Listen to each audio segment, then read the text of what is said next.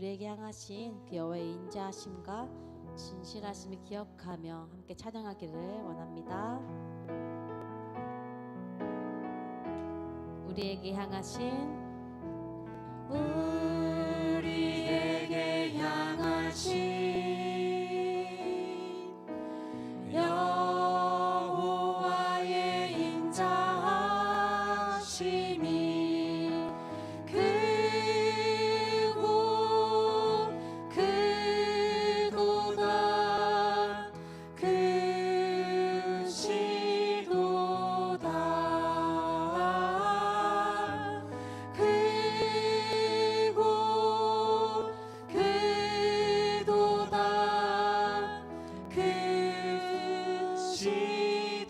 다시 한번 찬양할까요? 우리에게 향하신 우리에게 향하신 여호와의 인자하심이 크고 크도다 크고 크도다 크시도다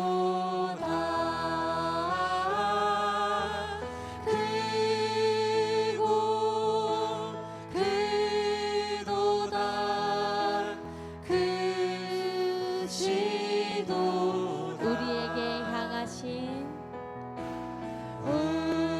우리에게 향하신 여호와의 진실하심이 여호와의 진실하심이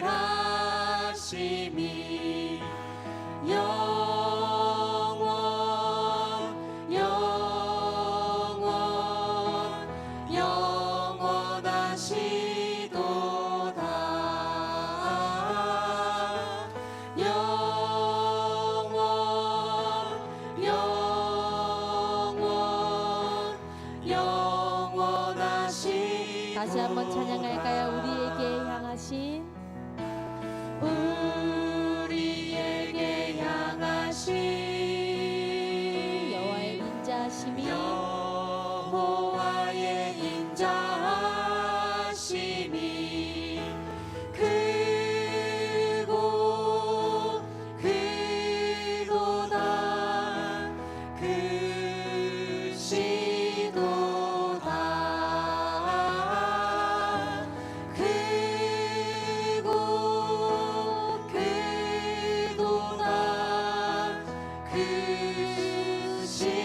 우리에게 향하신 우리에게 향하신 여호와의 진실하심이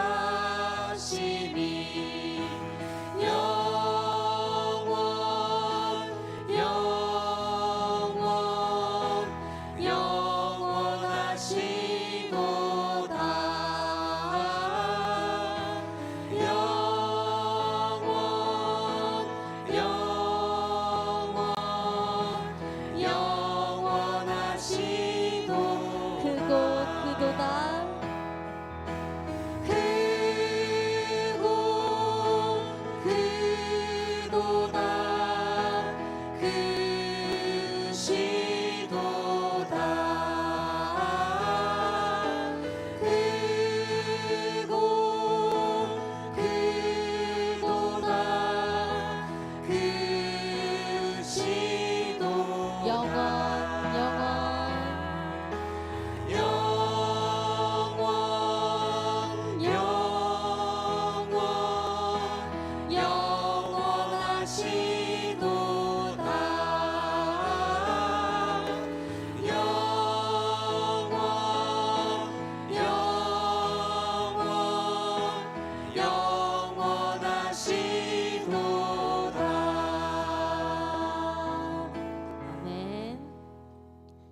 박수 치면서 신나게 하나님을 찬양하도록 하겠습니다.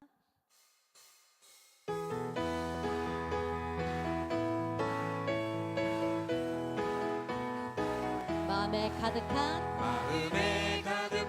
의심을 깨치고 지극히 화평한 마음으로 찬송을 부르는 어린 양 예수의 그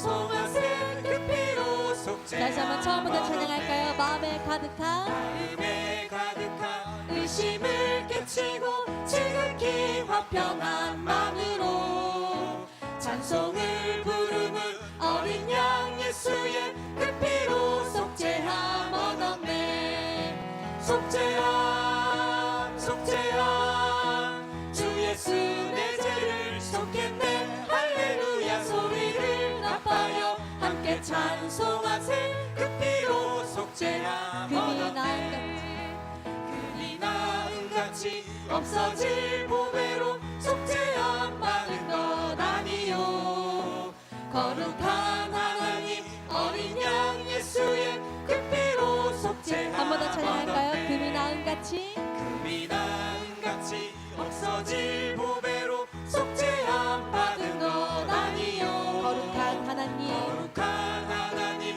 어린 양 예수의 그 피로 속죄함 얻었네 속죄함 속죄함 속죄함 주 예수 내 죄를 속했네 할렐루야 소리를 합하여 함께 찬송하세 그 피로 속죄함 얻었네 나 같은 죄인이 나 같은 죄인이 용서함 받아서 주 앞에 옳다함 얻음을 확실히 느끼는 어린 양 예수의 그 피로 속죄함 얻었네 속죄함 속죄함 주 예수 내 죄를 속했네 할렐루야 소리를 합하여 함께 찬송하세 그 피로 속죄함 얻었네 거룩한 천국에 거룩한 천국에 올라간 후에도 넘치는 은혜의 찬송을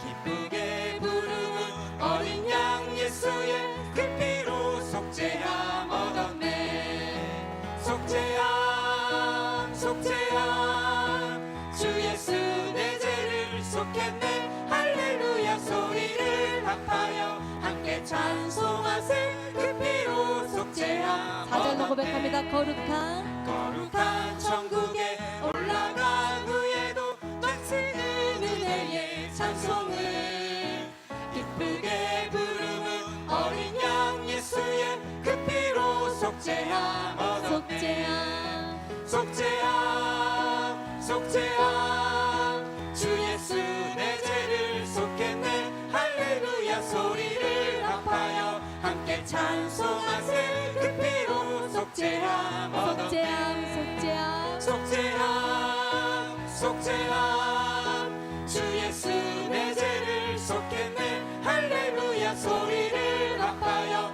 함께 찬송하세 그 피로 속죄함 한 얻었네 걸음 한 걸음 한 걸음 주 예수와 함께 날마다 날마다 우리 걸어 한 걸음 한 걸음 한 걸음 한 걸음 주 예수와 함께 날마다 날마다 우리 걸어 주와 같이 길 가는 것 주와 같이 길 가는 것 즐거운 일아닌 것 우리 주님 걸어가신 발자취 한 번 더 찬양할까요? 주와 같이 주와 같이 길 가는 것 즐거운 일아닌 것 우리 주님 걸어가신 발자취를 밟겠네 한 걸음 한 걸음 주 예수와 함께 날마다 날마다 우리 걸어가 어린아이 같은 우리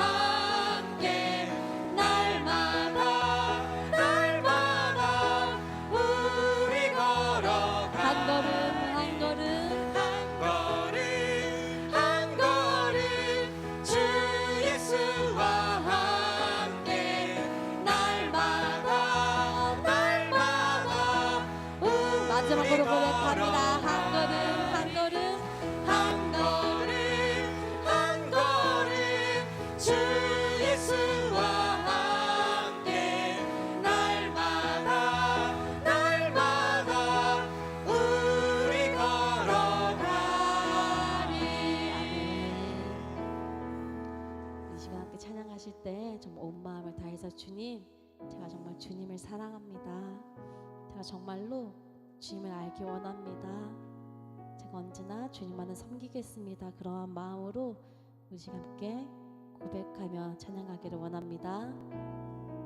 주님과 함께하는 주님과 함께하는 이 고요한 시간, 주님의 보좌 앞에 내 마음을 쏟네. 모든 것 아시는 주님께 감출 것 없네. 내 마음과 정성 다해 주 바라나. 다시 한번 처음부터 찬양해 볼까요? 주님과 함께하는 주님과 함께하는 이 고요한 시간, 주님의 보좌 앞에 내 마음을 쏟네. 모든 것 아시는 주님께 감출 것 없네. 내 마음과 정성 다해 주 바라나이다. 온 마음 다해 사랑합니다. 온 마음 다해 주 알기 원하네. 내 모든 삶 당신 것이니 주만 섬기리. 온 마음 다해. 나 염려하잖아도 나 염려하잖아도 내 쓸 것 아시니. 나 오직 주의 얼굴 구하게 하소서. 다 이해할 수 없을 때라도 감사하며 날마다 순종하며 주 따르오리. 온 맘 다해 온 마음 다해 사랑합니다. 온 마음 다해 주 알기 원하네. 내 모든 삶 당신 것이니 주만 섬기리. 온 마음 다시 한번 처음부터 고백합니다. 나 염려하잖아도 나 염려하잖아도 내 쓸 것 아시니. 나 오직 주의 얼굴 구하게 하소서. 나 이해할 수 없을 때라도 감사하며 날마다 순종하며 주 따르오리라. 온 맘 다해 온 마음 다해 사랑합니다. 온 마음 다해 주 알기 원하네. 내 모든 삶 당신 것이니 주만 섬기리. 온 마음 다해 온 마음 다해 사랑합니다.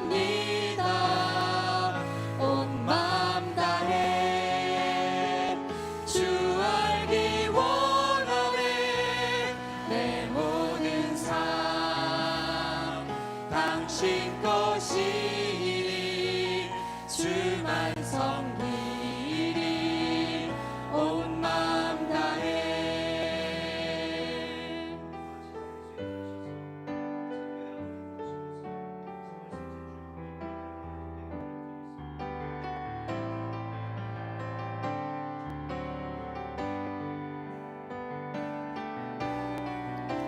창조의 아버지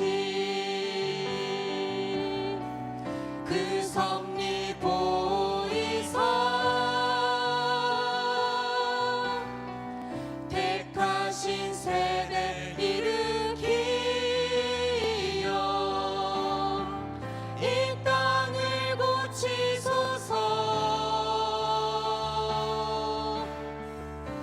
주의 크신 능력 만물이 사모하니 성령의 기름 부어 주사 이 시간 임하소서 주 영광 여기 임하사 열방 향해 그를 비추소서 주의 얼굴 구할 때 주의 향기 머무소서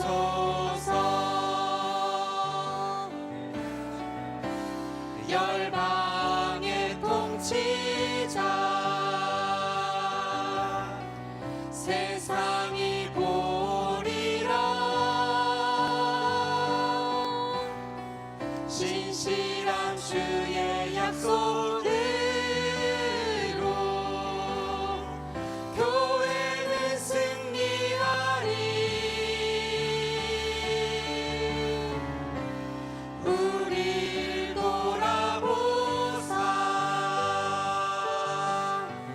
강건케 하소서 연약한 모두 벗어지고 승리케 하옵소서 주 영광 여기 임하사 열방 향해 그를 비추소서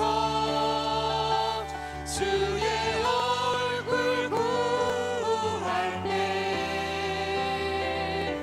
주의 향기 머무소서 주 영광 여기 임하사 열방 향해 그를 비추소서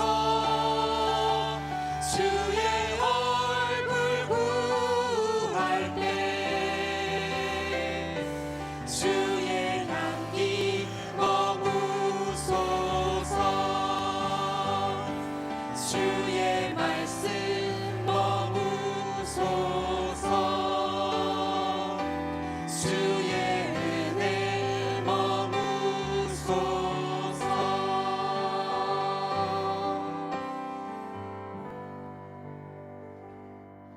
오늘 주시는 하나님의 말씀은 사도행전 2장 14절로 21절까지 말씀입니다. 신약성경 180 우리 찾으신 줄로 알고 함께 합독합니다. 베드로가 열한 사도와 함께 서서 소리를 높여 이르되 유대인들과 예루살렘에 사는 모든 사람들아 이 일을 너희로 알게 할 것이니 내 말에 귀를 기울이라. 때가 제3시니 너희 생각과 같이 이 사람들이 취한 것이 아니라 이는 곧 선지자 요엘을 통하여 말씀하신 것이니 일러스되 하나님이 말씀하시기를 말세에 내가 내 영을 모든 육체에 부어 주리니 너희의 자녀들은 예언할 것이요 너희의 젊은이들은 환상을 보고 너희의 늙은이들은 꿈을 꾸리라. 그때 내가 내 영을 내 남종과 여종들에게 부어 주리니 그들이 예언할 것이요 또 내가 위로 하늘에서는 기사를 아래로 땅에서는 징조를 베풀리니 곧 피와 불과 연기로다. 주의 크고 영화로운 날이 이르기 전에 해가 변하여 어두워지고 달이 변하여 피가 되리라. 누구든지 주의 이름을 부르는 자는 구원을 받으리라 하였느니라. 사도신경으로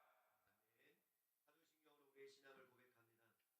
전능하사 천지를 만드신 하나님 아버지를 내가 믿사오며 그 외아들 우리 주 예수 그리스도를 믿사오니 이는 성령으로 잉태하사 공정녀 마리아에게 나시고 본디오 빌라도에게 고난을 받으사 십자가에 못 박혀 죽으시고 장사한 지 사흘 만에 죽은 자 가운데서 다시 살아나시며 하늘에 오르사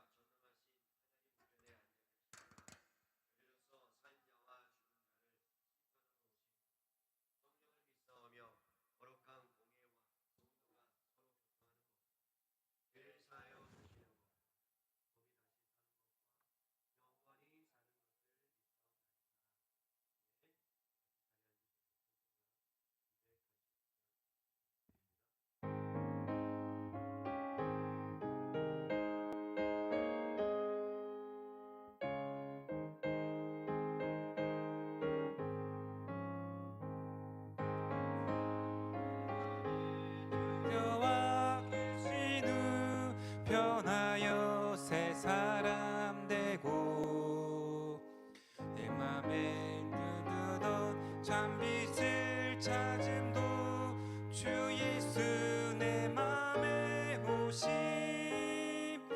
주 예수 내 맘에 오심 주 예수 내 맘에 오심 물밀듯 내 맘에 기쁨이 넘침은 주 예수 내 맘에 오심 주 예수 내 맘에 들어와 계신 후 망령된 행실을 끊고 머리털보다도 더 많던 내 죄가 눈보다 더 이어졌네 주 예수 내 맘에 오심 주 예수 내 맘에 오심 물밀듯 내 맘에 기쁨이 넘침은 주 예수 내 맘에 오심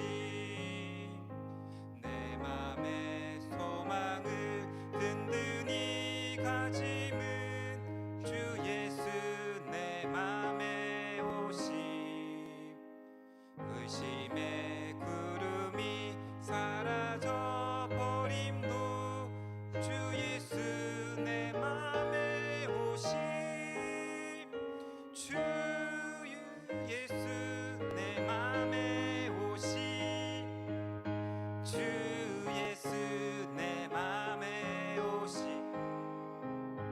물밀듯 내 맘에 기쁨이 넘침은 주 예수 내 맘에 오심 사망의 음침한 골짜기 가다가 밝은 빛 올연히 비쳐 저 멀리 하늘 문 환하게 보임도 주 예수 내 맘에 오심 주 예수 내 맘에 오심 주 예수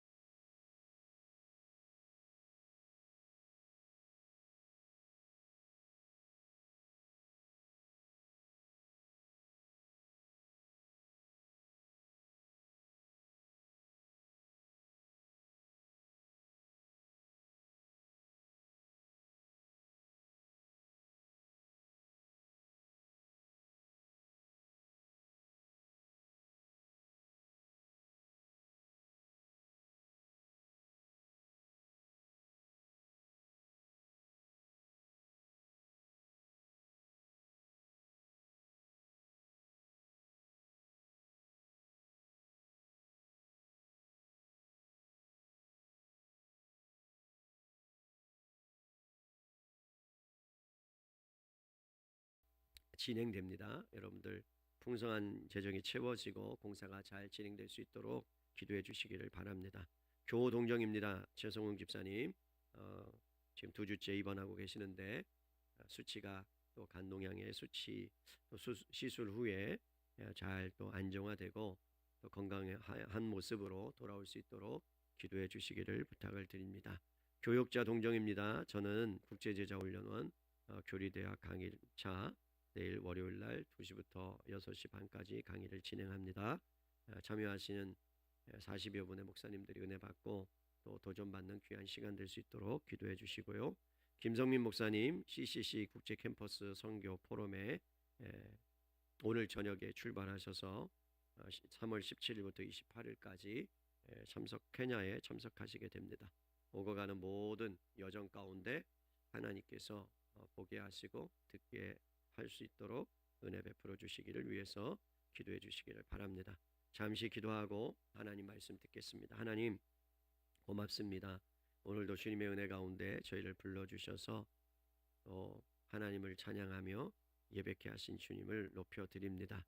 하나님 오늘 이 시간 우리의 마음문을 활짝 엽니다. 보게 하시고 듣게 하시고 또한 현장에 있는 것처럼 하나님 그러한 시간이 될 수 있도록 주님 역사해 주시기를 간절히 소원합니다. 오늘도 일하실 주님을 찬양드리며 감사드리며 예수 그리스도의 이름으로 기도합니다.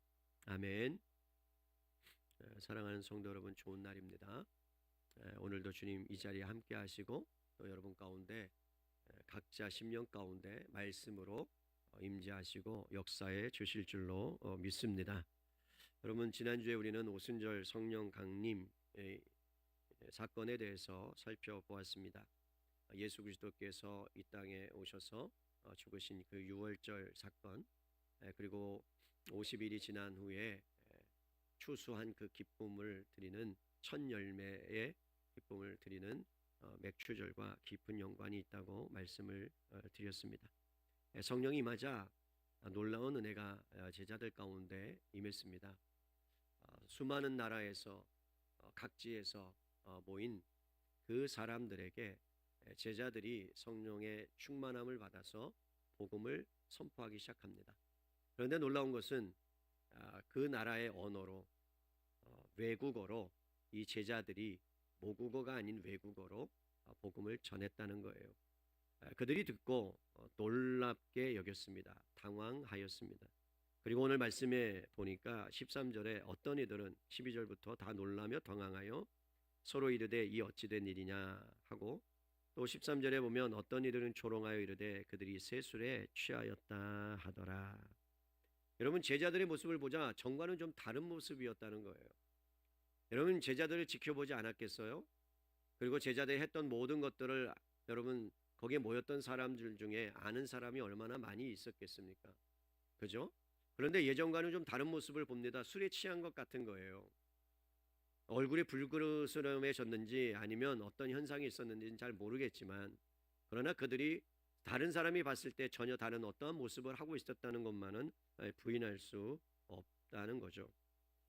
여러분, 그러면서 세술에 취했다 이야기하자 예전 같으면 베드로가 아니다 그러면서 뭐 화를 내던가 아니면 뭔가의 어떠한 일들을 할 텐데, 베드로의 모습을 보면 좀 차분한 모습으로 보여집니다.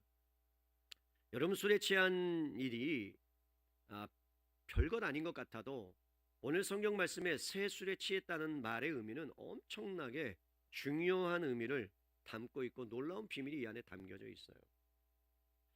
여러분, 예수님께서 한 번은 제자들에게 또 제자들과 함께 바리새인들을 향하여 어떠한 한 말씀을 한 적이 있습니다.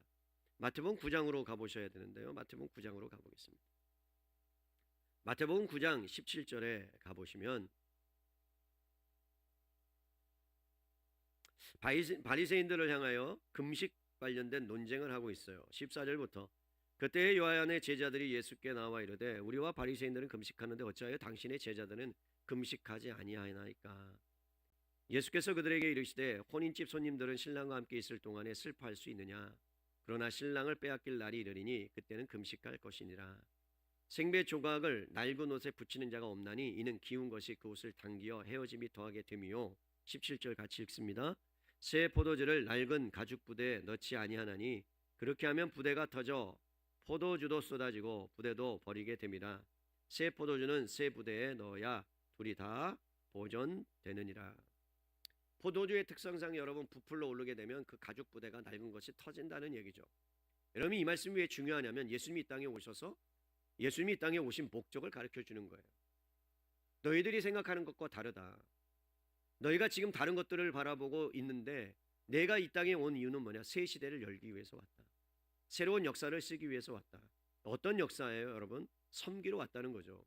예전에는 힘과 권력과 능력으로 모든 것을 압제하고 모든 것을 여러분 다스리려고 했다면 예수님이 이 땅에 오셔서는 여러분 도리어 목숨을 주고 섬기기 위해서 세상의 가치와 세상의 나라의 방식으로 오지 않았다. 하나님의 나라와 하나님의 가치의 방식으로 내가 이 땅에 왔다. 그래서 그 포문을 내가 열어놓았다라는 것을 새 부대, 새 포도주를 통해서 말씀하고 있는 겁니다. 여러분 그렇다면 여러분 지금 제자들이 새 포도주, 다시 말하면 성령에 취했다는 것, 여러분 술 취하지 말라 이는 방탕한 것이니 오직 너희는 성령의 충만함을 받아라, 성령의 취함을 받아야 된다라고 여러분 사도 바울이 말씀하고 있었던 것처럼 제자들은 예전의 방식으로 살아냈던 그 삶이 이제는 도리어 성령이 임하시자 그렇지 않은 삶으로 바뀌었다는 거예요. 예전에는 시기하고 질투했습니다. 그리고 누군가가 여러분 예수님께서 칭찬 한마디 하면 그것에 대해서 옹졸해 가지고 그 칭찬에 대해서 막궁하고 있다가 왜 저 사람만 칭찬받냐 라는 생각들을 갖고 있었어요. 예수님이 또한 여러분 로마의 압제에서 우리를 해방할 것이라고 잘못 믿은 그 부모님들이 야고보와 요한은 자기 아들들 데리고 와서 그리고 예수님이 잘 되시걸랑 우리 아들들 2명을 좀 써달라고 압력도 가하는 그러한 제자들의 모습이었습니다. 여러분 자기 교만과 이기심과 탐욕과 자기 경멸과 열등감과 경쟁심으로 서로 죽이고 절망에 빠뜨린 삶을 지금까지 제자들이 살아왔다면, 그러나 이제는 여러분 180도 다른 삶으로 성령이 그들을 휘잡자 그들을 사로잡자 그들이 성령의 사람이 되어서 영의 사람이 되어서 이제는 육체의 것을 따르지 아니하고 성령이 원하시는 삶을 여러분 살아내기 시작했다는 거예요. 사랑하는 성도 여러분, 제자들의 모습 가운데 예전에는 나를 중심으로 살았던 인생이었어요. 내가 중요했어요. 내가 아프면 내가 중요하고 내가 힘들면 내가 고통스러우면 나에게 모든 것이 집중되어 있었다면, 이제는 성령이 임하자 나가 아니라 하나님이 원하시는 것이 무엇일까, 주님이 원하시는 것이 무엇일까 라는 것으로 가치관이 바뀌고 세계관이 바뀌고 그리고 그들이 가야 될 방향성이 바뀌었다는 거예요. 사랑하는 성도 여러분, 우리가 예수님을 믿는 이유는 우리가 잘되고 우리가 복받는 것 너머에 정말로 하나님이 기뻐하시고 하나님이 원하시는 것이 무엇인지 그것을 우리에게 하나님이 가르쳐 주시기 위해서 성령님을 보내주신 줄로 믿습니다. 그러니까 여러분 이 베드로에게 제자들에게 하나님의 성품이 채워지기 시작하는 거예요. 예수님의 마음이 채워지기 시작합니다. 그러면서 그 채워진 마음이 여러분 마음으로 인해서 새로운 역사가 펼쳐지게 되었다라는 거예요. 이제는 예전 같았으면 자신의 이야기나 자신의 스토리를 이야기할 텐데, 그런데 이 베드로가 여러분 어떤 말씀을 하느냐, 14절에 보세요. 베드로가 11 사도와 함께 서서 소리를 높여 이르되 유대인들과 예루살렘에 사는 모든 사람들아 이 일을 너희로 알게 할 것이니 내 말에 귀를 기울이라. 여러분 뭘 말하겠다는 거예요? 이 일 어떤 일입니까? 여러분 11절에 있는 말씀이에요. 우리가 각 언어로 하나님의 뭐를요? 큰 일을 말한다는 거예요. 여러분 지금 베드로는 자기가 예수님을 부인했고 자기가 예수님을 떠났고 하는 것에 대해서 집중하지 않았어요. 내가 얼마만큼 수치스러우냐, 얼마만큼 죄책감을 갖고 살았느냐에 집중하지 않았어요. 여러분 그거는 다 그가 겪었던 일이에요. 아직도 남아있어요. 아직도 그 10년 가운데 있어요. 그러나 그것에 매이지 않았어요. 뭘 바라봤다고요? 새롭게 임하시는 성령님의 역사를 붙잡으면서 이제는 내가 살아가야 될 분명한 목적, 하나님의 큰 일을 선포하는 자로 살아가야 되겠다는 분명한 의식을 갖고 지금 모든 사람들 앞에서 담대하게 외치는 거예요. 사랑하는 성도 여러분, 예수님이 저와 여러분을 부르시는 것은 죄책감에, 수치감에, 절망감에 거기에 매여 있지 않기를 원하십니다. 아멘 하십시다. 여러분 거기에 메인 인생이 아니라 어쩔 수 없는 인생이지만 또 넘어질 수밖에 없는 인생이지만 그것보다 크신 하나님이 저와 여러분을 어떻게 해요? 증인되고 만들고야 만다는 그 믿음으로 버텨내고 살아갈 수 있기를 주님의 이름으로 간절히 축복합니다. 여러분, 성령님이 오신 이유가 뭡니까? 우리에게 능력을 베풀기 위해서, 우리에게 여러분 뭔가 기적과 이적을 베풀기 위해서 성령님이 오시지 않았다고 성경은 이야기해요. 성령님이 이 땅에 오신 이유가 뭡니까? 여러분, 예수님이 이 땅에 오셔서 떠나신 후에 예수님의 부재가 너무나 컸던 거예요. 여러분, 부모님을 여의고 부모님을 먼저 떠나보내고 자식을 먼저 떠나보낸 그 부모님의 마음, 여러분 부재가 얼마나 큰 줄 아십니까? 때로는 생각이 나는 거예요. 때로는 내가 부족했지만, 내가 때로는 부모님께 잘못했지만, 그러나 어느 순간에 부모님이 떠올라지고 그리워지면 아, 부모님이 나를 얼마나 사랑했는가를 경험하게 되죠. 같이 있었으면 좋겠구나, 좀 더 있었으면 얼마나 좋았을까라는 마음들이 있는. 근데 지금 예수님이 떠났단 말이에요. 그러니까 여러분, 제자들 마음 가운데 부재, 그 아버지 하나님에 대한, 그리고 또 예수님에 대한 부재가 있었습니다. 그런데 놀라운 것은 그 예수님이 떠난 그 부재가 도리어 우리에게 뭐라고요? 성령님으로 충만하게 채워지는 놀라운 은혜의 포문을 여셨다는 겁니다. 사랑하는 성도 여러분, 예수님이 그렇게 부재로 인하여 하늘로 승천하신 후에 제자들은 어찌할 바 모르는 그 상황 가운데 하나님께서는 성령님을 보내주셔서 부재가 아닌 영원토록 함께 하실 수 있는 은혜를 저와 여러분에게 베풀어 주신 줄로 믿습니다. 그렇기 때문에 여러분, 그 놀라운 하나님의 성령이 우리 가운데, 제자들 가운데 임하자 하나님께서 그들에게 명령하십니다. 오직 성령이 너희에게 임하시면 너희가 권능을 받을 건데 예루살렘과 온 유대와 사마리아와 땅 끝까지 이르러 내 증인이 되리라. 누구의 증인? 예수의 증인이 되리라. 여러분, 누구의 증인이 된다는 거예요? 예수님의 증인. 그래서 여러분, 예수님의 증인이 되기 위해서 성령님을 보내주셨고요. 성령님을 보내주셨는데 누구를 통해서 역사하시느냐? 제자들을 통해서 역사하시고요. 제자들은 이제 이미 그들의 인생이 하나님 앞에서 순교를 당하면서 여러분 마지막 삶을 마쳤듯이 그 놀라운 복음의 역사는 저와 여러분에게 다가와서 이제는 저와 여러분이 증인된 삶을 살아야 하는 그러한 놀라운 은혜와 특권이 우리에게 주어진 줄로 믿습니다. 그래서 여러분, 사람들이 다 당황하고 놀라자 베드로가 이렇게 말하는 거예요. 사람들아, 모든 사람들아, 이 일을 놀라지 말아라. 이 일을 너희로 알게 내가 말씀을 전하겠다. 그리고 내 말에 좀 귀를 기울여 달라. 그러면서 15절에 이렇게 이야기합니다. 때가 제3시니. 여러분, 제3시라는 것은 6시간 뒤라고 치자면 오전 9시예요. 여러분, 왜 베드로가 갑작스럽게 제3시라는 걸 꺼냈을까요? 베드로는 유대인이에요. 여러분, 유대인은 하루에 3번, 3차례 10시에 지금 성전에 올라가서 기도해야 되는 시간이에요. 그렇다면 지금 베드로는 술에 취할 리가 있다고요, 없다고요? 없다는 거예요. 나는 술 취하지 않았다. 나는 제정신이다. 나는 성령에 취했다. 이걸 말하는 거예요. 그러면서 너희의 생각과 같이 이 사람들이 취한 것이 아니다. 세상은 여러분 취해요. 뭘로 취해요? 술로 취해요. 세상은 뭔가에 취해져 가고 있어요. 여러분, 우리나라도 예전에는 마약 청정국이었습니다. 여러분, 마약에 들어올 수가 없었어요. 그리고 마약의 문이 열려지지 않았어요. 그런데 어느 순간에 여러분, 아시아의 거점이 한국으로 바뀌어지고 있다는 걸 아십니까? 마약의 취약국이 됐어요. 이미 그렇게 된 지 오래입니다. 여러분, 사람들은 마약에 취합니다. 사람들은, 연예인들은 인기에 취합니다. 사람들은 돈에 취합니다. 사람들은 부동산에 취합니다. 사람들은 여러분 여러 가지 것들에 취해서 미쳐가고 있는 이 세상이 돌아가고 있다는 거예요. 그러나 정말로 우리가 취해야 될 것은 뭐냐? 여러분, 세상의 취함의 방식이 아니라 저는 여러분들이 성령에 취하는 인생 될 수 있기를 주님의 이름으로 축복합니다. 여러분, 많은 사람들이 조롱하고 비난하는 것이 그들에게는 도리어 복이에요. 왜 복인 줄 아십니까? 마태복음 5장에 의를 위하여 핍박을 받는 자는 복이 있나니. 예수님 때문에 한 번 정도는 욕먹어 봐야 되는 거 아니에요.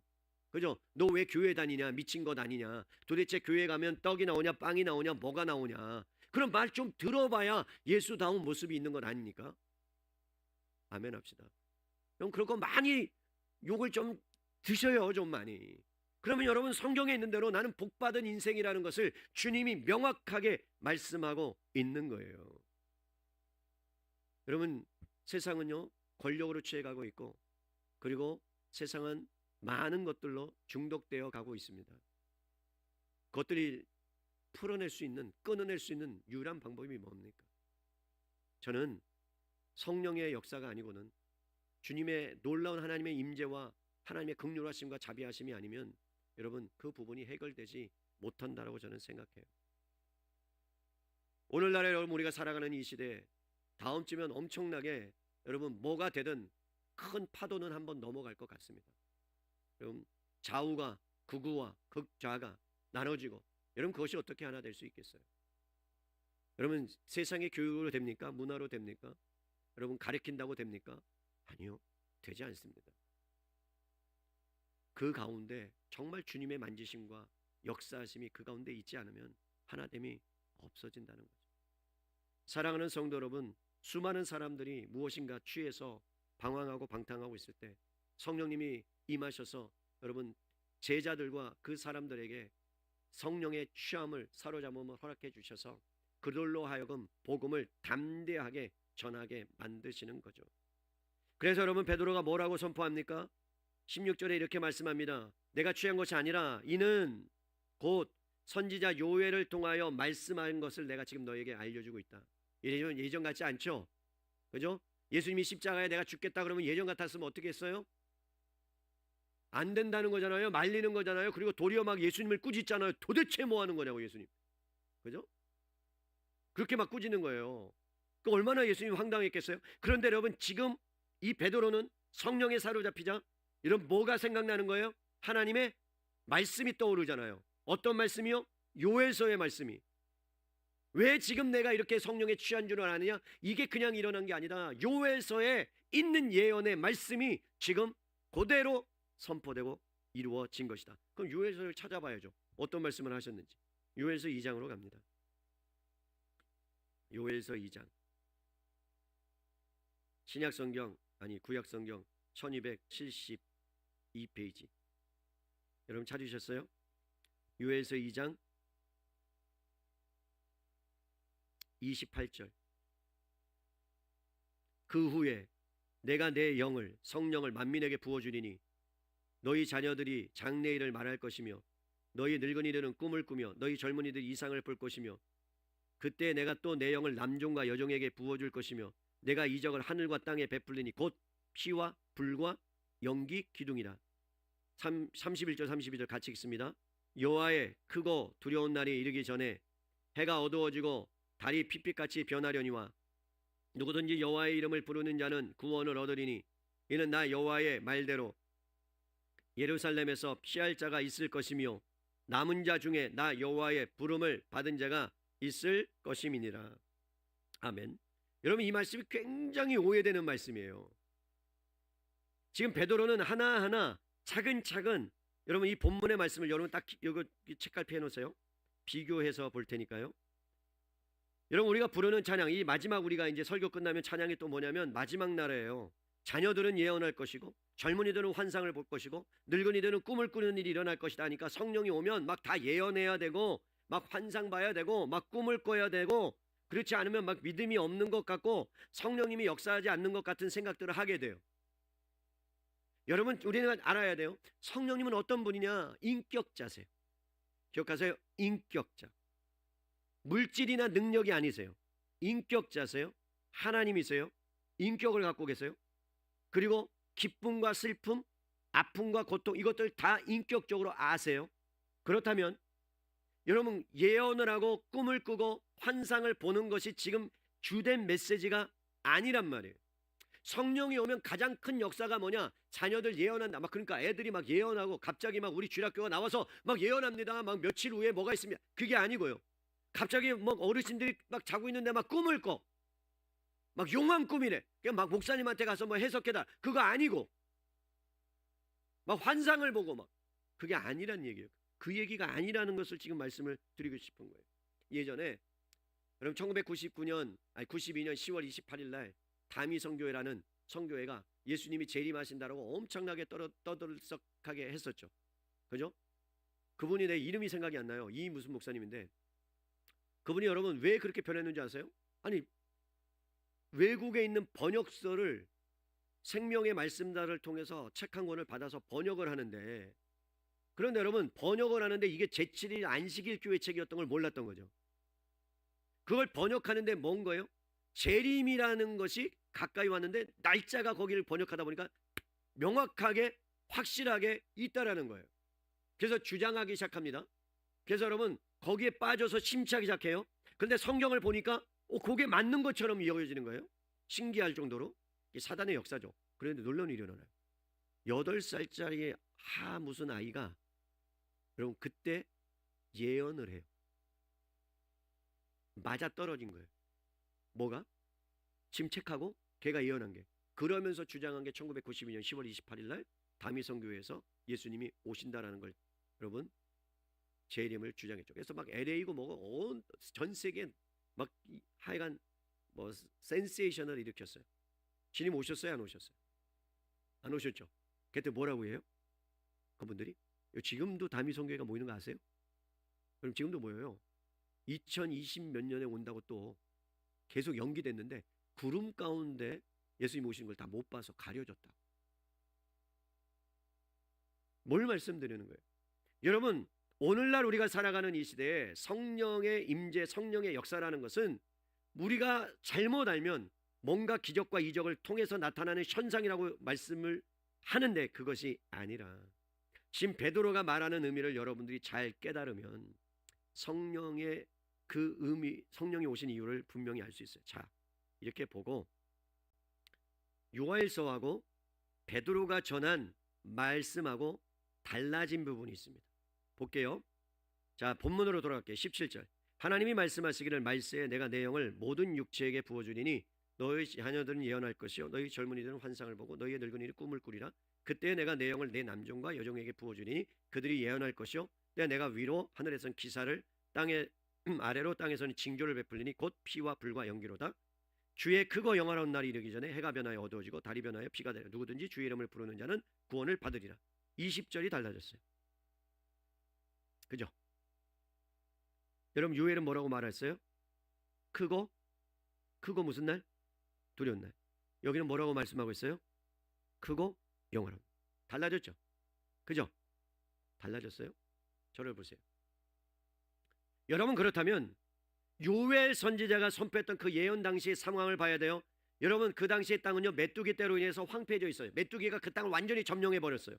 요엘은 그 일을 통해서 하나님의 경고를 백성들에게 말합니다. 하나님이 경고하신다. 하나님이 심판하신다. 하나님이 진노하신다. 이유가 뭔 줄 아느냐? 너희가 하나님을 배반하고 떠났기 때문에, 너희가 하나님을 배반하고 떠나서 죄 가운데 있기 때문에 하나님이 메뚜기 떼를 보내서 너희가 황폐하게 만드는 그러한 모습들로 너희의 심령이 황폐하게 되고 말 것이다. 그러니까 돌아와라 라고 선포하는 거예요. 그게 요엘서 선지자의 말씀이에요. 그러면 어떻게 되느냐? 너희가 돌아오면, 너희가 회개하면 용서받고 그 땅이 다시 하나님이 주시는 풍성한 곡식을, 열매를 많이 맺게 될 것이다 라고 선포합니다. 여러분 그 후에 하나님이 그분의 영을 만민에게 부어주실 거라고 예언을 합니다. 그리고 언제 일어나느냐? 여호와의 크고 두려운 날이 오기 전에. 보세요. 예수님이 십자가에 돌아가실 때, 여러분 돌아가셨을 때 어떤 현상이 일어났어요? 달이 어두워지고, 그죠? 해가 어두워지고, 암흑이 세상을 붙잡았죠. 그죠? 암흑이. 지금 그렇다면 이 말은 뭐예요? 종말을 의미해요. 종말. 여러분 종말은 언제 시작된다고요? 우리가 죽어서 가는 게 종말이 아니에요? 예수님이 재림하는 게 종말이 아니에요? 종말은 언제부터 시작됐다고? 예수님이 오셨을 때. 종말은 이미 시작됐어요. 세상의 끝이 오는 거예요. 예수님이 오셨을 때. 그러면 여기서 말하는 건 누구를 이야기하는 거예요? 세상에 종말이 있다. 누구를 통해서? 예수 그리스도를 통해서. 그래서 여러분 요엘이 지금 말씀하고 있는 건 주의 크고 두려운 날이 이를 것이다. 그러니까 예수님이 이 땅에 올 때 여러분 뭘 갖고 왔어요? 회개하라. 천국이 가까이 왔다라고 선포하잖아요. 너희가 회개하면 산다. 너희가 회개하면 하나님의 나라의 임함을 너희가 경험할 수 있다. 그래서 요엘이 그것을 선포한 거예요. 그러니까 여러분 두렵고 크고 두려운 날은 하나님의 심판이 임할 건데, 죄인들이 다 죽어 마땅한데, 그러나 구약의 종말이 끝나고 예수님이 오시면 뭐라고요? 새 시대 연다. 새 시대 연다. 그래서 지금 베드로가 이 성령의 강림의 사건이 우연이 아니라, 돌반적인 것이 아니라, 평범한 사건이 아니라, 오순절 성령 강림은 하나님께서 요엘 선지자를 통해서 예언한 것을 성취한 새 시대를 열어놓는 놀라운 것이다라는 것을 베드로가 선포합니다. 근데 그 내용의 핵심이 뭐냐? 말세인데, 종말인데, 그러면 어떤 일이 일어나냐? 하나님의 영을 모든 육체에게 부어주겠다. 여러분, 이 모든 육체는 뭐냐면, 기억하세요? 모든 인류에게 다 부어주겠다는 의미가 아니에요. 예수님은 이 땅에 모든 인류를 향하여 여러분 죽기 위해서, 십자가에서 죽으시기 위해서 이 땅에 오셨어요. 그런데 여러분, 그 오신 예수님이 모든 육체에게 부어주겠다라는 이 말씀은 결국 인류를 향한 하나님의 진노가 있는데, 이 진노가 마지막에는 예수님으로 마치게 되는데, 이 마치기 전에 뭐라고요? 누구든지 예수 그리스도의 이름을 부르면 구원을 받게 되는, 남녀노소 불구하고 예전에는 유대인들만 해당되는 말씀이었다면, 예전에는 복음이 유대인들에게만 여러분 해당되는 말씀이었다면, 이제는 예수님이 오시고 나서는 유대인들뿐만 아니라 이방인 모든 예수님을 믿는 사람에게 복음이 열려졌다라는 선언이요, 선포요. 그래서 지금 베드로가 거기에 모인 사람들을 향하여 뭐 하는 거예요? 그 일이 지금 너희에게 일어나고 있다라는 거예요. 그럼 여러분 잘 보세요. 자녀들이 예언한대요. 젊은이들이 환상을 본대요. 늙은이들이 꿈을 꾼대요. 그러면 여러분 더 이상 나이가 문제가 되는 거죠? 아니죠? 그죠? 나이가 문제가 되지 않는다. 남녀 여종에게, 남종에게, 여종에게 다 부어준대요. 신분과 계층을 다 벗어나는 거예요. 그 결과 어떤 일이 일어난다고요? 어떤 사람 꿈꾸고 예언하고 환상. 그럼 잘 보십시다. 여러분, 예언과 꿈과 환상은 하나예요. 하나를 가리켜요. 뭘 하나냐? 구약시대 때 선지자들이 예언했어요. 여러분, 아브라함이 꿈꿨죠? 아브라함이 환상 봤죠? 맞아요, 안 맞아요? 그는 선지자예요. 야곱도 여러분 선지자의 반열에 있는 거예요. 그러면 여러분, 구약시대는 꿈을 꾸고 환상을 보고 예언했던 사람은 다 누구예요? 선지자. 맞죠? 그들만 했어요. 그들만. 여러분, 그렇다면 이제 성령이 오시면 선지자들이 했던 일을 이제는 모든 사람이 보편적으로 하게 될 것이라는 예언이에요. 이게 얼마나 놀라운 건지. 예전에는 선지자들이 했던 사역들을, 선지자들은 뭘 했습니까? 여러분, 선지자는 하는 일이 뭐예요? 예언을 한다는 건 앞의 일을 내다본다는 일이에요. 개인적인 사사로운 일을 말한다는 게 아닙니다. 역사가 어디로 흘러가는지를 세상 앞에서 선포한다는 이야기예요. 이대로 하면 망한다는 걸 선포하는 거예요. 여러분, 꿈을 꾼다는 것은 무엇이냐면 앞으로 하나님께서 이를 통해서 어떻게 역사하실 것을 가르쳐 준다는 거예요.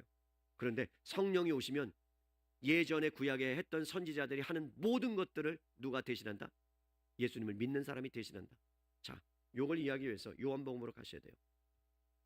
자, 요한복음. 조금 어려울 수도 있지만 요한복음으로 가십니다. 16장이요. 여러분, 요한복음 16장 13절을 보세요.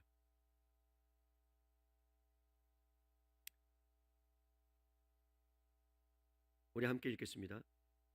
자, 13절, 14절, 15절 시작. 그러나 진리의 성령이 오시면 그가 너희를 모든 진리 가운데로 인도하시리니 그가 스스로 말하지 않고 오직 들은 것을 말하며 장래를 너희에게 알리시리라. 그가 내 영광을 나타내리니 내 것을 가지고 너희에게 알리겠습니다. 무릇 아버지께 있는 것은 다 내 것이라. 그러므로 내가 말하기를 그가 내 것을 가지고 너희에게 알리리라 하였노라. 여러분 보세요. 성령이 오시면 놀라운 일이 있는데 성령의 역사는 뭐냐? 여러분, 성령의 가장 위대한 역사는 뭐냐? 모든 사람들을 진리 가운데로 인도한다는 거예요. 그럼 여러분, 진리가 누구예요? 진리. 내가 곧 길이요 진리요 생명이 예수님. 그러니까 성령의 주된 사역은 뭐라고요? 예수님께로 인도하는 거예요. 누구를? 믿지 않는 사람들을. 그래서 눈을 열고 귀를 열고, 그래서 예수님을 보게 하고, 그래서 예수님께로 갈 수 있도록 성령님께서 역사하시고, 그리고 끌고 가시고 예수님에 대해서 가르쳐 주시고 설명해 주실 건데, 그것을 예전에 선지자들이 했다면 이제는 누가 한다? 저와 여러분이 한다. 아멘 합시다. 그래서 여러분, 놀라운 건 뭐냐? 성령님이 우리 가운데 임하시면 모든 만물을 창조하신 하나님이 시작하셨고 자기 뜻으로 말미암아 완성되는 날이 있는 종말을 향하여 구속의 역사가 진행되고 있는데, 그것을 주관하는 분이 주님이라는 것을 알게 하시고, 그래서 역사의 종말이 있기 때문에 이 땅에 여러분 지진과 기근과 핍박과 모든 것이 일어나도 우리는 두려워하지 않아요. 아멘. 내년 다음 주에 풍지박산 나는 일이 있다 할지라도 두려워하지 않아요. 아멘 합시다. 왜요? 그 모든 것을 주관하시는 하나님 손에 달려 있으니까. 그것을 믿는다면, 종말을 우리는 바라보고 가는 사람이라면 끝내는 마침내는 성령이 우리를 진리로 인도하실 거니까. 아멘. 저는 그렇게 믿습니다. 사랑하는 성도 여러분, 그렇기 때문에 구약의 선지자들이 했던 그 모든 사역들, 그 사역들을 이제 성령님이 오셔서 예수 믿는 사람들에게 여러분 선지자의 사역들을, 역할들을 우리에게 허락해 주신 거예요. 그래서 이제 우리가 뭐가 되느냐? 증인이 된 거예요. 복음을 전하는 사람들. 그래서 여러분들이 뭐예요? 만인 선지자가 된 거예요. 여러분, 우리는 만인 제사장입니다. 왜요? 예수님이 십자가에 죽었어요. 지성소가 있습니다. 구약시대 때는요, 제사장만 지성소에 들어갔어요. 하나님의 임재를 경험합니다. 그래서 죄를 지면 여러분, 양에게 나의 죄 안수해서 그 죄를 전가하고, 이 양이 각을 뜨고 피를 흘리면 피를 핏사발에 받아서 제사장에 갖다 주면 제사장이 이걸 받아서 지성소로 들어갑니다. 우리는 못 들어가요. 직사해요. 그런데 여러분, 예수님이 오셔서 뭐예요? 십자가에 주실 때 여러분, 지성소와 성소를 가로막고 있던 성소의 휘장이 찢어지면서 히브리서 기자가 이렇게 새롭고 산 길을 열었다. 새롭고 산 길을 열자 우리는 담대하게 주님 앞에 곧바로 나갈 수 있어요. 그래서 우리는 신부가 필요 없어요. 고해 성사가 필요 없어요. 우리는 주님 앞에 막바로 우리의 죄를 이야기하고 우리의 모든 것들을 말씀드릴 수 있어요. 그것을 열어 놓으셨어요. 누가요? 예수님께서. 그게 만인 제사장.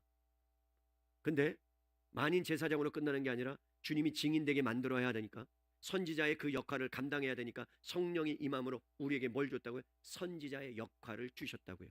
복음을 전하는 일, 하나님의 큰 일을 전하는 일. 그래서 증인되게 하리라가 지금 이루어지고 있는 거예요. 베드로가 전하고 있는 거예요.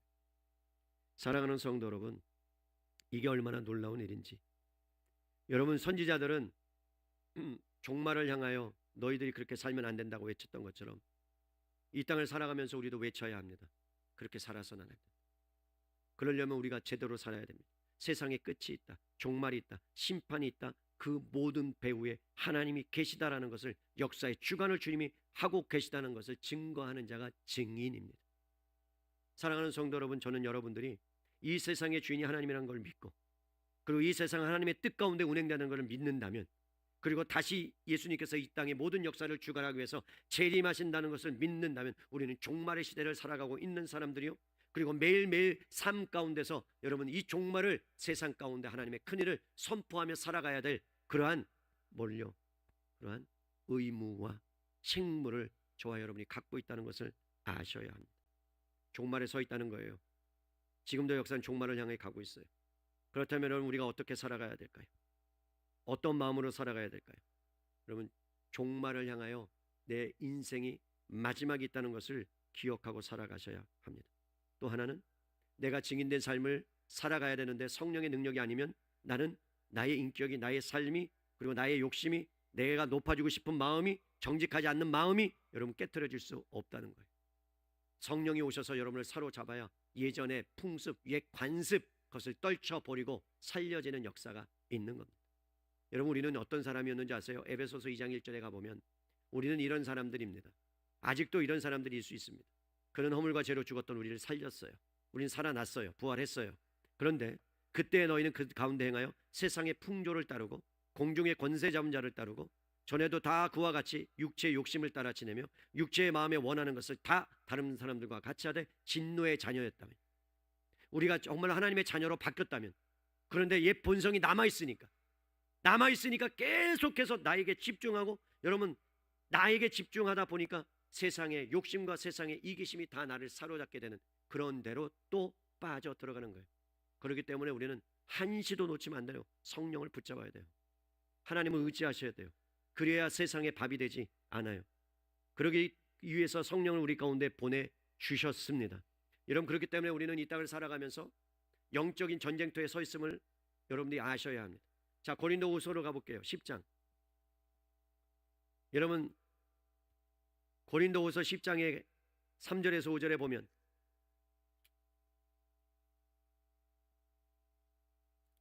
(296페이지예요) 고린도서 10장 3절에서 5절 이렇게 말씀합니다. 우리가 육신으로 행하나 육신에 따라 싸우지 아니하오노니 우리의 싸우는 무기는 육신에 속한 것이 아니요 오직 견고한 진도 무너뜨리는 하나님의 뭐라? 능력이라. 모든 이론을 무너뜨리며 하나님 아는 것을 대적하여 높아진 것을 다 무너뜨리고 모든 생각을 사로잡아 그리스도께 복종하는 하게 하니. 여러분 다른 말로 말하면 성령이 오시면 우리를 복종케 하시는데 진리 가운데 복종케 하셔서 세상에 있는 모든 것들, 여러분 우리의 육체로 싸우는 게 아니에요. 우리의 지식으로 싸우는 게 아니에요. 우리의 싸우는 맥은 우리의 육신에 속한 게 아니에요. 우리가 아무리 해도 이겨낼 수 없어요. 세상의 지혜를 깨트릴 수 없어요. 여러분 유혹을 이겨낼 수 없어요. 미혹을 이겨낼 수 없어요. 우리가 여러분 빠지고 있는 중독을 깨트릴 수 없어요. 성령이 오셔서 여러분의 인생을 사로잡아야, 우리가 그 인생의 동아줄을 주님을 붙잡아야, 그래야 우리가 여러분 그 안에서 이겨낼 수 있는 거예요. 그래서 주님이 오신 거예요. 사랑하는 성도 여러분, 성령의 통제를 받기 시작하면 여러분들은 성숙해지기 시작합니다. 성숙해지기 시작하면 여러분 인격이 바뀌기 시작해요. 언어가 바뀌기 시작해요. 그래서 함부로 여러분 사람들을 대하지 않아요. 존중과 존경한 마음으로 대하기 시작합니다. 그러면서 여러분 세상 사람들이 보고 놀라는 거예요. 야, 저 사람이 뭐에 취했구나, 뭐에 빠졌구나, 이런 그러한 이야기를 우리는 들을 수밖에 없다라는 거예요. 그렇기 때문에 우리가 살아가는 이 세상, 여러분 영적 싸움터에 우리는 놓여져 있어요. 베드로가 살았던 시대보다 훨씬 더 어쩌면 강력할지 모르겠어요.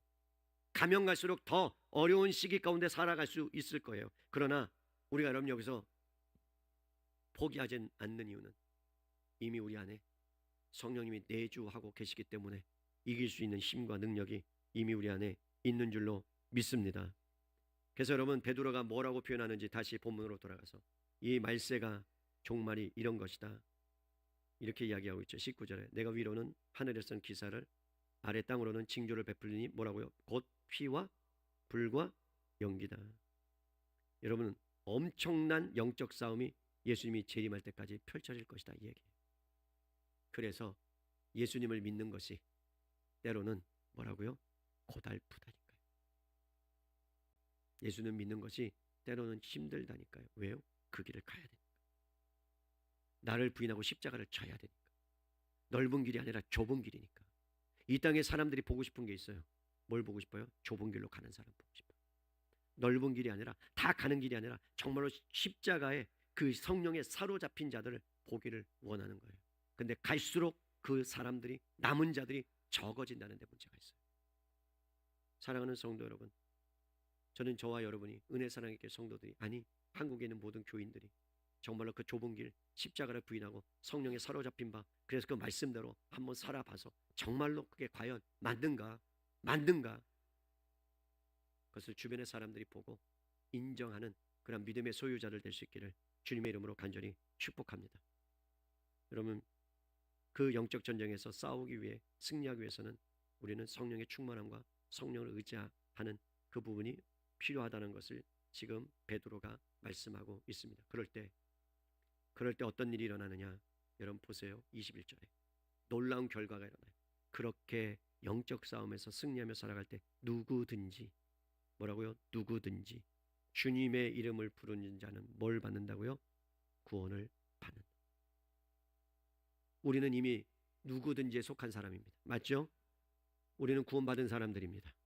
여러분 그렇다면 이 땅을 살아갈 수 있다는 힘이 있다는 거예요, 없다는 거예요? 있다는 겁니다. 있다는 거예요.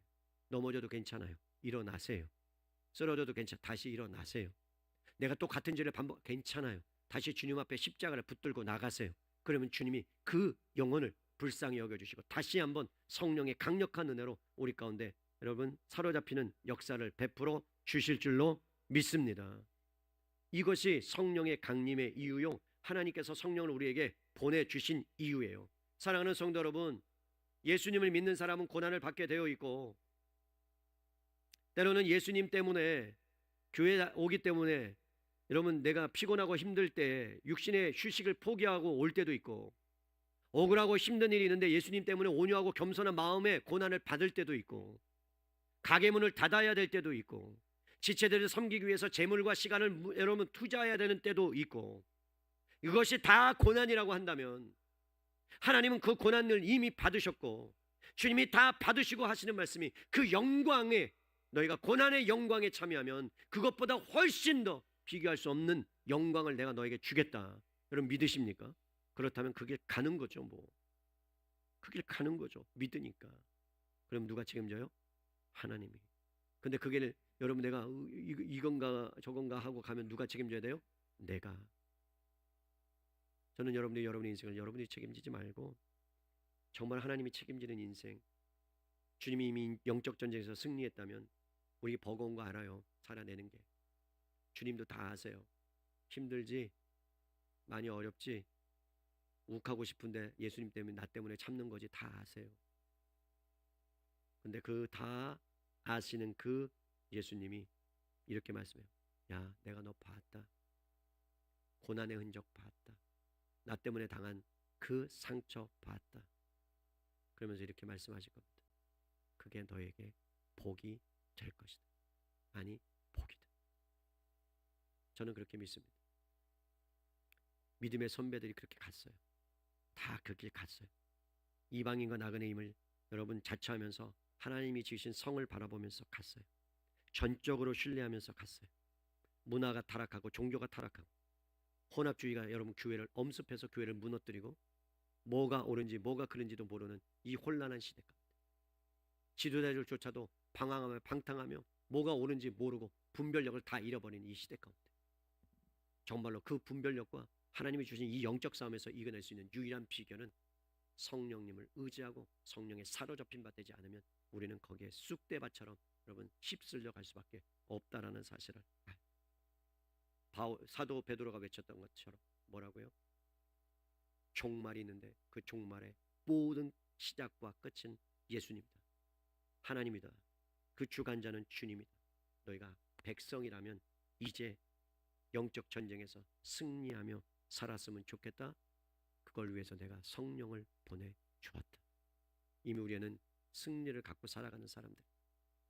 사랑하는 성도 여러분, 엄중한 이 시기에 영적 전쟁을 주님이 종결할 날이 옳다는 것을 시킨다는 것을 믿고, 그리고 하나님이 우리가 받은 고난들, 아픔들을 다 닦아주시고 위로해 주신다는 것을 믿음의 눈으로 바라보면서 베드로가 외쳤던 누구든지 주의 이름을 부르는 자는 구원을 받는 그 사역에 집중하면서 우리의 삶 하루하루를 살아내면, 그러면 주님 곧 오십니다.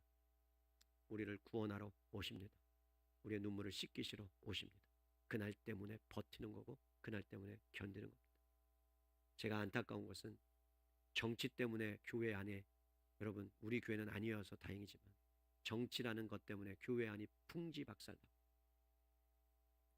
좌우로 나눠지는 현상이 있는 게 말이나 됩니까?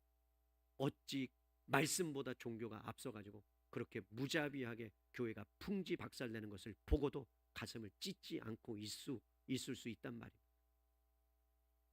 정치 얘기를 하라는 얘기가 아니라 말씀이 어느 순간에 정치와 모든 것보다 타락해서 그것보다 훨씬 더 밑에 내려가 있는 짓밟히는 당하는 이 강단에, 여러분 강단에 그 어떠면 디모데가 말한 거죠. 우상 숭배가 판을 치는 그러한 일들이 여러분 강단에서조차 일어난다면 한국 교회는, 한국 나라라는 나라는 소망이 없습니다. 그러나의 반전, 그러나 남은 자들, 한 명이라도 주님의 뜻에 합한 자가 그 소돔과 고모라 땅을 향하여 아브라함이 기도하고 도고할 때 하나님의 그 마음을 돌이키셨던 거죠. 저는 이 땅에 있는 일어난 모든 것도 하나님께서 남은 자들 때문에 지금 보존하고 계시다라고 저는 생각해요. 그 남은 자가 저와 여러분 될 수 있기를 주님의 이름으로 축복합니다. 아멘.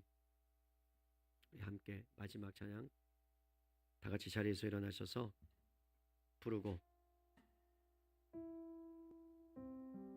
여러분 우리가 살아가는 시대는 격변의 시대예요. 반역의 시대입니다. 치열한 영적 싸움의 시대 가운데 성령의 충만함을 받은 사람은요 그 시대의 상황에 굴복하지 않았습니다. 그리고 주님의 말씀에 순종하고 순복하고 복종할 때 그때 여러분 복음의 역사는 편만하게 전파됐어요. 여러분 우리가 착각하지 말아야 돼요. 복음이 어렵다, 전도하는 게 어렵다. 아니요. 어느 시대건 어려웠어요. 예수님 시대가 훨씬 더 어려울 수도 있어요. 그때도 복음이 왕노릇할 때 여러분 나라와 정치, 사회, 경제, 문화를 다 휩쓸어 버렸어요. 지금 우리에게 필요한 게 뭐예요? 한국교회에 필요한 게 뭡니까? 한쪽을 선택하면 한쪽이 여러분 반기를 들 거예요. 한쪽이 선택하면 이쪽이 또 반기를 들 거예요. 그것이 하나 되게 하는 유일한 그 방법이 뭡니까? 저는 성령의 역사가 아니면 그것이 불가능하다고 믿습니다. 주님이 우리를 다루고 계시는 것 같아요. 한국 교회를 다루고 계세요. 목사님들을 다루고 계세요. 여러분을 다루고 계세요. 말씀 안에 더 말씀을 붙잡는 인생. 그래서 성령에 취하고 성령에 붙들리고 정말로 제대로 예수님을 믿는 사람이 우리 주변에 과연 있구나. 하나님이 살아계시는구나. 맞구나. 그런 고백을 주님이 듣고 싶어하는 것 같아요. 여러분이 그런 사람 됐으면 좋겠어요. 우리가 이 마지막 찬양, 마지막 때에, 마지막 날에 부를 때에 하나님, 내가 성령에 사로잡힌 자 되기를 원합니다. 내가 선지자입니다. 말씀을 선포하는 사람입니다. 성령을 물붓듯이 부어달라고, 이 땅 가운데 부어달라고 그 마음 가지고 우리 하나님 앞에 찬양함으로 나아가겠습니다.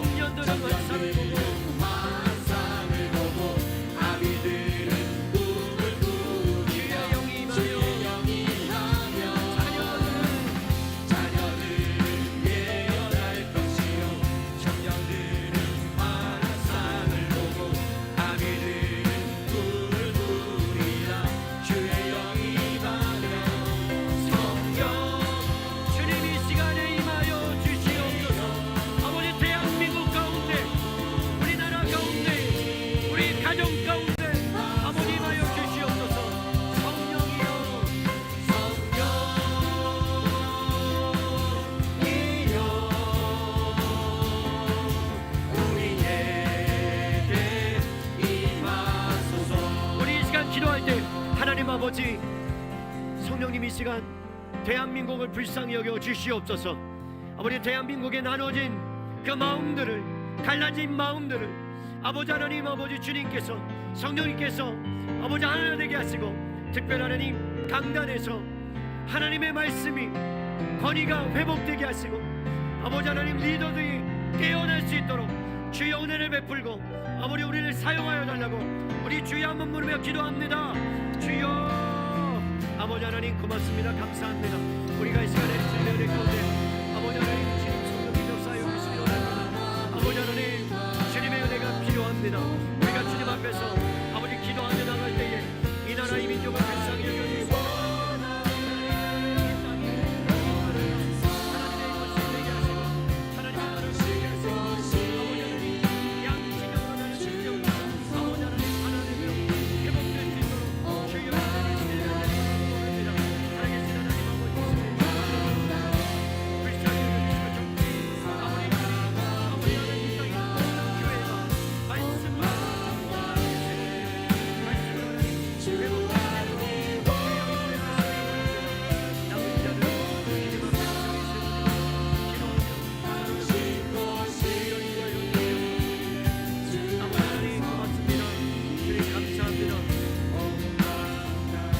가지 더 위해서 기도하십시다. 하나님 성령이 오신 이유는 치열한 이 영적 전쟁 가운데 우리가 육체로 우리의 힘으로 우리가 갖고 있는 것으로 이기는 삶이 아니라 내 안에 계신 성령님 십자가에서 승리하신 예수님 때문에 아버지 하나님 우리가 영적 전쟁에서 치열하게 이겨낼 수 있음을 고백하며 평생 성령에 사로잡힌 바 되게 하나님 성령의 인도함 받는 자 될 수 있도록 하나님 내가 성령의 영에 사로잡히는가 됐다는 것을 모든 사람들이 알고 내가 복음의 나팔수 증인될 수 있도록 주여 우리를 붙들어 달라고 우리를 불쌍히 여겨 달라고 우리 이 시간 함께 마지막으로 기도합니다.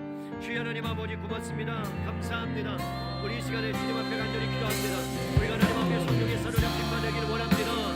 아버지 하나님 주님의 증인 되기를 원합니다. 아버지 나의 힘과 나의 능력이 아니라 주님의 능력으로 아버지 살아내기를 원합니다.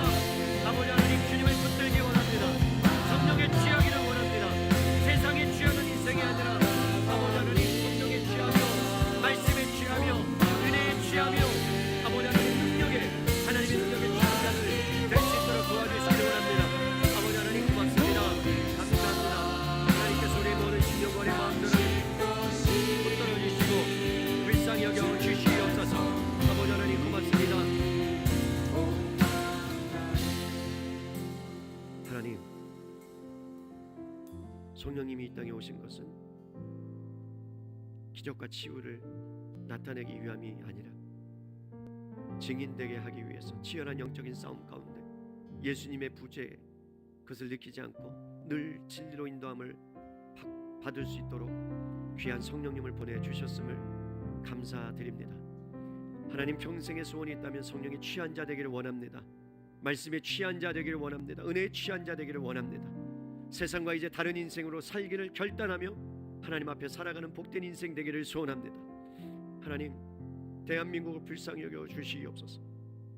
먼저는 하나님 영적으로 책임지지 못하고 우리가 하나님 아버지 이 나라와 이 민족을 위해서 더 하나님 분별하며 하나님 아버지 주님이 주시는 마음으로 품지 못한 모든 것들을 용서해 주시고 이번 한 주간 아버지 하나님의 그 장중 안에 이 나라를 올려드리오니 아버지 하나님 먼저 목회자들이 깨어 기도하며 바른 길 하나님이 원하시는 그러한 것들을 우리가 하나님 인도할 수 있도록 인도하시고 붙들어 주시고 불쌍히 여겨주시며 다시 한번 모든 것들이 말씀으로 성령으로 하나님 회복되는 역사가 있도록 축복하여 주시옵소서. 아버지 하나님 이번 중에 있는 우리 집사님을 붙들어 주시고 질병 가운데 고통당하는 영혼들 물질이 없어서 회사가 어려워서 아버지 하나님 직장이 없어서 눈물 흘리며 기도하는 그 기도를 들으시고 가장 좋은 방법으로 주님 세밀하게 역사하시고 세우시며 함께 하시며 오늘 이 예물을 통하여 정말 주님을 모르는 죽어가는 수많은 영혼들이 주님께로 돌아오고 하나님 모든 것이 주님으로부터 왔으니 주님께로 돌아간다는 믿음의 고백이 이 물질에 담긴 줄로 믿사오니 주님 영광받아 주시옵소서. 이제는 죄와 사망의 권세를 깨뜨리시고 부활의 생명 되어 주신 예수 그리스도의 은혜와 하나님 아버지의 극진하신 사랑하심과 성령님의 내주교통 역사 함께 하심이 누구든지 주의 이름을 부르는 자는 구원을 받았는데 이미 우리가 구원을 받아 이제 증인으로 살아가기 위해 날마다 성령으로 충만해지기를 원하는 은혜사랑교회 모든 성도님들 머리 위에와 한국교회 북한 동포 세계 열방과 세마학교와 다음 세대 위에 이부터 영원토록 함께 있을지어다. 아멘.